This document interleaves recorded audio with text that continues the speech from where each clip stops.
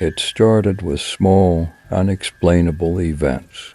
My friend Sarah had recently moved into an old house on the outskirts of town.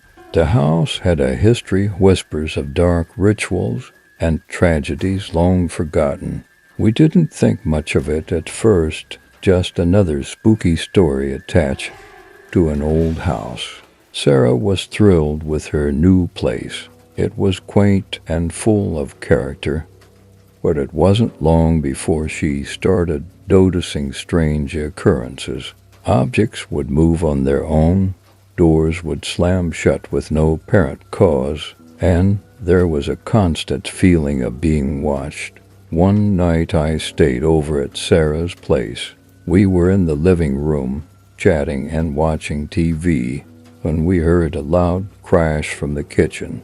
We rushed in to find all the cabinets wide open and dishes scattered across the floor. Sarah's face went pale.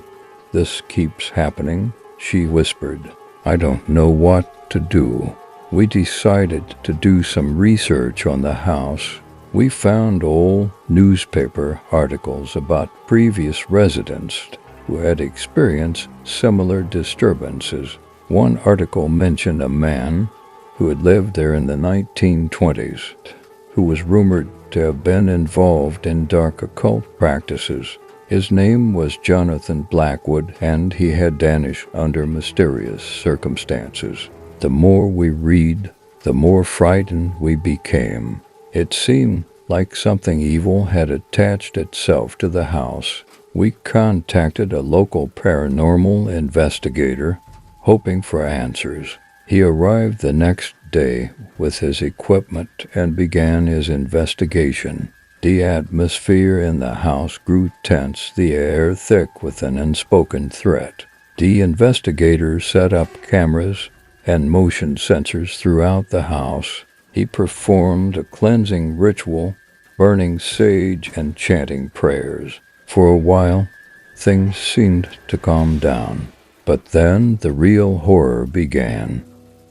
Sarah started acting strangely. She would wake up in the middle of the night, screaming and thrashing around. She spoke in a guttural voice that wasn't her own, uttering words in a language we couldn't understand. Her eyes would glaze over, and she would stare into the distance, unresponsive. One night I was jolted awake by a loud noise. I rushed to Sarah's room and found her standing in the middle of the room. Her eyes rolled back in her head, chanting in that same eerie voice. Her body convulsed violently, and she collapsed to the floor. I called 911, but by the time the paramedics arrived, she was back to her normal self, with no memory of what had happened. We were terrified and desperate for help.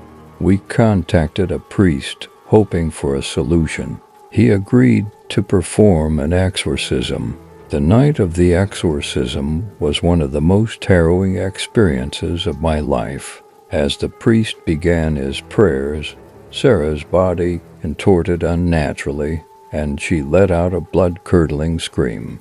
The temperature in the room plummeted, and a foul smell filled the air. The priest continued his prayers, undeterred by the chaos. Sarah's screams turned to growls, and her body writhed on the floor.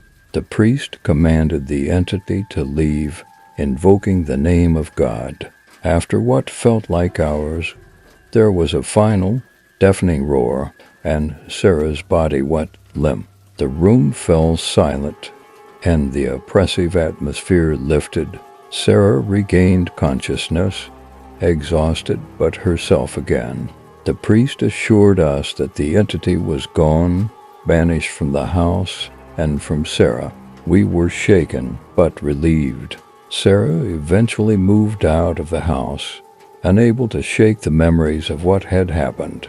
The experience left a mark on all of us, a reminder of the darkness that can lurk in the most unexpected places. To this day, I can't look at that old house without feeling a chill down my spine. Have you ever witnessed or experienced a possession? Share your story in the comments below.